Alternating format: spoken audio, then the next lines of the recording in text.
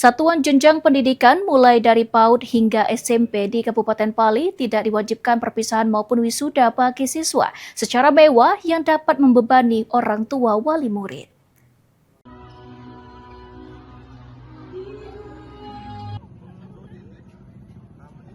Sekolah di Pali mulai dari PAUD hingga SMP tidak diwajibkan mengadakan perpisahan dan wisuda bagi siswanya. Namun pelaksanaannya dihimbau secara sederhana, tidak berlebihan dan tidak menjadi beban finansial bagi orang tua siswa. Dinas Pendidikan Pali menegaskan bahwa sekolah tidak diperkenankan membayar biaya perpisahan atau wisuda yang bersifat mewah, dan pihak dinas sudah mengeluarkan surat edaran.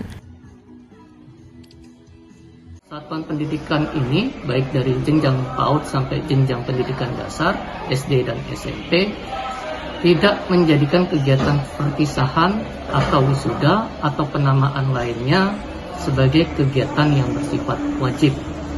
Dan dalam pelaksanaannya tidak membebani orang tua atau wali murid. Jadi kegiatan ini boleh dilaksanakan tetapi yang bersifat sederhana dan mempunyai makna nilai-nilai kebersamaan dan apresiasi kepada peserta didik. Idham, PAL TV.